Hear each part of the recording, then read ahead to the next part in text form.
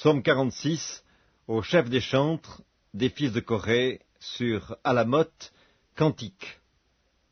Dieu est pour nous un refuge et un appui, un secours qui ne manque jamais dans la détresse. C'est pourquoi nous sommes sans crainte quand la terre est bouleversée et que les montagnes chancellent au cœur des mers, quand les flots de la mer mugissent, écument, se soulèvent jusqu'à faire trembler les montagnes. Il est un fleuve dont les courants réjouissent la cité de Dieu, le sanctuaire des demeures du Très-Haut. Dieu est au milieu d'elle, elle n'est point ébranlée. Dieu la secourt dès l'aube du matin. Des nations s'agitent, des royaumes s'ébranlent. Il fait entendre sa voix, la terre se fond d'épouvante. L'Éternel des armées est avec nous, le Dieu de Jacob est pour nous une haute retraite. Venez contempler les œuvres de l'Éternel, les ravages qu'il a opérés sur la terre. C'est lui qui a fait cesser les combats jusqu'au bout de la terre. Il a brisé l'arc et il a rompu la lance. Il a consumé par le feu les chars de guerre. Arrêtez et sachez que je suis Dieu. Je domine sur les nations, je domine sur la terre. L'Éternel des armées est avec nous. Le Dieu de Jacob est pour nous une haute retraite. Psaume 47, au chef des chantres, des fils de Corée, psaume. Vous tous, peuple, battez des mains, poussez vers Dieu des cris de joie, car l'Éternel, le Très-Haut, est redoutable, il est un grand roi sur toute la terre. Il nous assujettit des peuples, il met des nations sous nos pieds, il nous choisit notre héritage, la gloire de Jacob qu'il aime. Dieu monte au milieu des cris de triomphe, l'Éternel s'avance au son de la trompette. Chantez à Dieu, chantez, chantez à notre roi, chantez, car Dieu est roi de toute la terre, chantez un cantique. Dieu règne sur les nations, Dieu a pour siège son saint trône. Les princes des peuples se réunissent au peuple du Dieu d'Abraham, car à Dieu sont les boucliers de la terre, il est souverainement élevé. Psaume 48, cantique, psaume des fils de Corée. L'Éternel est grand, il est l'objet de toutes les louanges, dans la ville de notre Dieu, sur sa montagne sainte. Belle est la colline, joie de toute la terre, la montagne de Sion. Le côté septentrional, c'est la ville du grand roi. Dieu, dans ses palais, est connu pour une haute retraite. Car voici, les rois s'étaient concertés, ils n'ont fait que passer ensemble, ils ont regardé, tout stupéfaits, ils ont eu peur et ont pris la fuite. Là, un tremblement les a saisis, comme la douleur d'une femme qui accouche. Ils ont été chassés comme par le vent d'Orient qui brise les navires de Tarsis. Ce que nous avions entendu dire, nous l'avons vu dans la ville de l'Éternel des armées, dans la ville de notre Dieu. Dieu la fera subsister à toujours. Ô Dieu, nous pensons à ta bonté au milieu de ton temple. Comme ton nom, ô Dieu, ta louange retentit jusqu'aux extrémités de la terre. Ta droite est pleine de justice, la montagne de Sion se réjouit, les filles de Juda sont dans l'allégresse à cause de tes jugements. Parcourez Sion, parcourez-en l'enceinte, comptez ses tours, observez son rempart, examinez ses palais pour le raconter à la génération future. Voilà le Dieu qui est notre Dieu éternellement et à jamais, il sera notre guide jusqu'à la mort. Psaume 49, au chef des chantres, des fils de Corée, psaume. Écoutez ceci, vous tous, peuple, prêtez l'oreille, vous tous, habitants du monde, petits et grands, riches et pauvres. Ma bouche va faire entendre des paroles sages, et mon cœur a des pensées pleines de sens. Je prête l'oreille aux sentences qui me sont inspirées, j'ouvre mon chant au son de la harpe. Pourquoi craindrais-je au jour du malheur, lorsque l'iniquité de mes adversaires m'enveloppe? Ils ont confiance en leurs biens et se glorifient de leur grande richesse. Ils ne peuvent se racheter l'un l'autre, ni donner à Dieu le prix du rachat. Le rachat de leur âme est cher et n'aura jamais lieu. Ils ne vivront pas toujours, ils n'éviteront pas la vue de la fosse, car ils la verront, les sages meurent, l'insensé et le stupide périssent également, et ils laissent à d'autres leurs biens. Ils s'imaginent que leurs maisons seront éternelles, que leurs demeures subsisteront d'âge en âge, eux dont les noms sont honorés sur la terre. Mais l'homme qui est en honneur n'a point de durée, il est semblable aux bêtes que l'on égorge. Telle est leur voix, leur folie, et ceux qui les suivent se plaisent à leur discours. Comme un troupeau, ils sont mis dans le séjour des morts, la mort en fait sa pâture. Et bientôt les hommes droits les foulent aux pieds, leur beauté s'évanouit, le séjour des morts est leur demeure. Mais Dieu sauvera mon âme du séjour des morts, car il me prendra sous sa protection. Ne sois pas dans la crainte parce qu'un homme s'enrichit, parce que les trésors de sa maison se multiplient. Car il n'emporte rien en mourant, ses trésors ne descendent point après lui. Il aura beau s'estimer heureux pendant sa vie, on aura beau te louer des jouissances que tu te donnes, tu iras néanmoins au séjour de tes pères, qui jamais ne reverront la lumière. L'homme qui est en honneur et qui n'a pas d'intelligence est semblable aux bêtes que l'on égorge. Psaume 50, psaume d'Asaph. Dieu, Dieu, l'Éternel parle et convoque la terre depuis le soleil levant jusqu'au soleil couchant. De Sion, beauté parfaite, Dieu resplendit. Il vient, notre Dieu, il ne reste pas en silence. Devant lui est un feu dévorant, autour de lui une violente tempête. Il crie vers les cieux en haut et vers la terre pour juger son peuple. Rassemblez-moi mes fidèles qui ont fait alliance avec moi par le sacrifice, et les cieux publieront sa justice, car c'est Dieu qui est juge. Écoute mon peuple et je parlerai, Israël, et je t'avertirai, je suis Dieu, ton Dieu. Ce n'est pas pour tes sacrifices que je te fais des reproches, tes holocaustes sont constamment devant moi. Je ne prendrai pas un taureau dans ta maison, ni des boucs dans tes bergeries, car tous les animaux des forêts sont à moi, toutes les bêtes des montagnes par milliers. Je connais tous les oiseaux des montagnes, et tout ce qui se meut dans les champs m'appartient. Si j'avais faim, je ne te le dirais pas, car le monde est à moi et tout ce qu'il renferme. Est-ce que je mange la chair des taureaux? Est-ce que je bois le sang des boucs? Offre pour sacrifice à Dieu des actions de grâce, et accomplis tes vœux envers le Très-Haut. Et invoque-moi au jour de la détresse, je te délivrerai et tu me glorifieras. Et Dieu dit aux méchants, quoi donc? Tu énumères mes lois, et tu as mon alliance à la bouche, toi qui hais les avis et qui jettes mes paroles derrière toi. Si tu vois un voleur, tu te plais avec lui, et ta part est avec les adultères. Tu livres ta bouche au mal, et ta langue est un tissu de tromperie.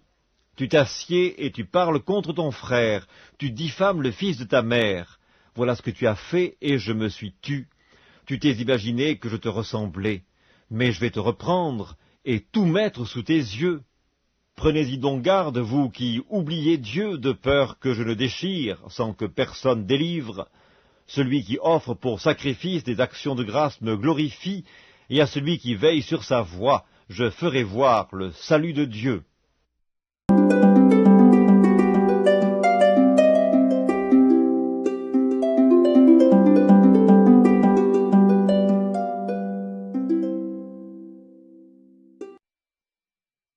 Évangile selon Jean, chapitre 4.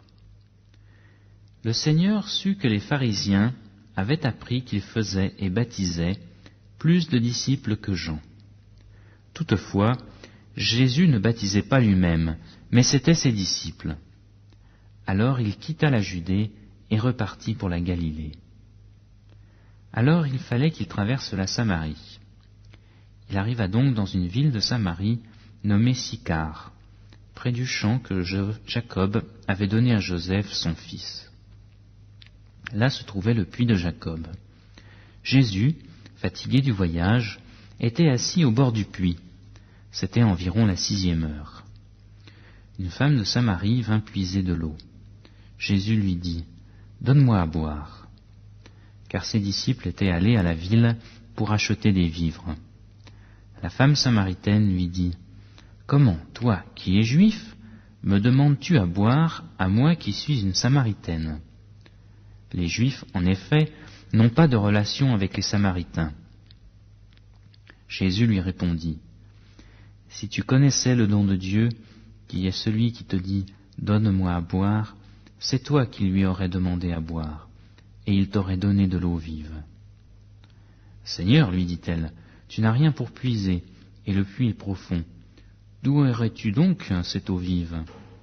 Es-tu plus grand que notre père Jacob, qui nous a donné ce puits, et qui en a bu lui-même, ainsi que ses fils et ses troupeaux? » Jésus lui répondit, « Quiconque boit de cette eau aura encore soif, mais celui qui boira de l'eau que je lui donnerai n'aura jamais soif, et l'eau que je lui donnerai deviendra en lui une source d'eau qui jaillira jusque dans la vie éternelle. » La femme lui dit, « Seigneur, donne-moi de cette eau, afin que je n'ai plus soif et que je ne vienne plus puiser ici. » « Va, lui dit-il, appelle ton mari et reviens ici. » La femme répondit, « Je n'ai pas de mari. » Jésus lui dit, « Tu as bien fait de dire, je n'ai pas de mari, car tu as eu 5 maris, et celui que tu as maintenant n'est pas ton mari. » « En cela tu as dit vrai, Seigneur, lui dit la femme, je vois que tu es prophète. Nos pères ont adoré sur cette montagne, et vous dites, vous, que l'endroit où il faut adorer est à Jérusalem. Femme, lui dit Jésus, crois-moi, l'heure vient où ce ne sera ni sur cette montagne, ni à Jérusalem que vous adorerez le Père. Vous adorez ce que vous ne connaissez pas. Nous adorons ce que nous connaissons, car le salut vient des Juifs. Mais l'heure vient, et c'est maintenant, où les vrais adorateurs adoreront le Père en esprit et en vérité. Car ce sont de tels adorateurs que le Père recherche. Dieu est esprit, et il faut que ceux qui l'adorent l'adorent en esprit et en vérité. La femme lui dit, « Je sais que le Messie vient, celui qu'on appelle Christ. Quand il sera venu, il nous annoncera tout. » Jésus lui dit, « Je le suis, moi qui te parle. » Alors arrivèrent ses disciples, qui furent étonnés de ce qu'il parlait avec une femme. Toutefois, aucun ne dit « Que demandes-tu » ou « De quoi parles-tu avec elle ?» La femme laissa donc sa cruche, s'en alla dans la ville et dit aux gens « Venez voir un homme qui m'a dit tout ce que j'ai fait. Ne serait-ce pas le Christ ?» Ils sortirent de la ville et vinrent vers lui. Pendant ce temps, les disciples le priaient en disant « Rabbi, mange !» Mais il leur dit « J'ai à manger une nourriture que vous ne connaissez pas. » Les disciples se disaient donc les uns aux autres « Quelqu'un lui aurait-il donc apporté à manger ?» Jésus leur dit « Ma nourriture est de faire la volonté de celui qui m'a envoyé et d'accomplir son œuvre. Ne dites-vous pas qu'il y a encore 4 mois jusqu'à la moisson ? Eh bien, je vous le dis, levez les yeux et regardez les champs qui sont blancs pour la moisson. Déjà le moissonneur reçoit un salaire et amasse du fruit pour la vie éternelle, afin que le semeur et le moissonneur se réjouissent ensemble.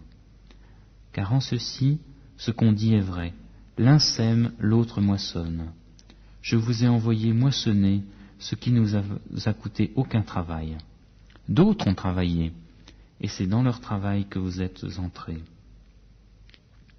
Plusieurs Samaritains de cette ville crurent en Jésus à cause de la parole de la femme qui rendait ce témoignage. « Il m'a dit tout ce que j'ai fait. » Aussi, quand les Samaritains vinrent à lui, ils le prièrent de rester auprès d'eux. Et il resta là 2 jours. Ils furent encore beaucoup plus nombreux à croire à cause de sa parole. Et il disait à la femme, « Ce n'est plus à cause de tes dires que nous croyons, car nous l'avons entendu nous-mêmes, et nous savons que c'est vraiment lui le Sauveur du monde. » Après ces 2 jours, Jésus partit de là pour se rendre en Galilée, car il avait témoigné lui-même qu'un prophète n'est pas honoré dans sa propre patrie. Lorsqu'il arriva en Galilée, les Galiléens l'accueillirent parce qu'ils avaient vu tout ce qu'il avait fait à Jérusalem pendant la fête, car eux aussi étaient allés à la fête. Il retourna donc à Cana en Galilée, où il avait changé l'eau en vin. Il y avait à Capernaum un officier royal dont le fils était malade. Il apprit que Jésus était venu de Judée en Galilée, alla vers lui et le pria de descendre et de guérir son fils qui était près de mourir. Jésus lui dit, « Si vous ne voyez pas des miracles et des prodiges, vous ne croirez donc pas ?»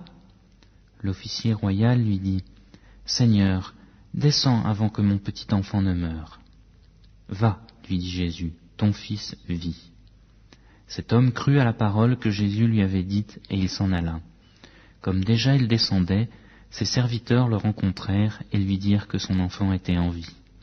Il s'informa auprès d'eux de l'heure à laquelle il s'était trouvé mieux, et ils lui dirent, « Hier, à la 7e heure, la fièvre l'a quitté. » le père reconnut que c'était l'heure même où Jésus lui avait dit « Ton fils vit ». Et il crut, lui et toute sa maisonnée. Jésus fit encore ce second miracle après être venu de Judée en Galilée.